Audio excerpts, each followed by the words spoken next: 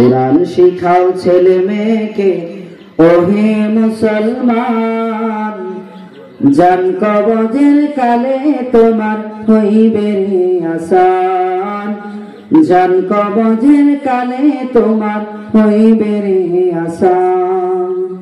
কোরআন শিখাও ছেলে মেয়েকে ওহে মুসলমান, জান কবজের কালে তোমার হইবে রে আসান, জান কবজের কালে তোমার হইবে রে আসান।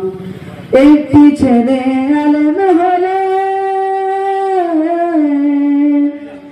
একটি ছেলে আলেম হলে পড়বে কোরআন মৃত্যুকালে, ভেঙে যাবে মরদুদ শয়তান, ভেঙে যাবে মরদুদ শয়তান, থাকিবে ঈমান। জান কবজে কালে তোমার হইবে রে আসান, জান কবজে কালে তোমার হইবে রে আসান। সন্তানকে কোরআন শিক্ষা দেওয়া প্রয়োজন আছে কিনা বলে?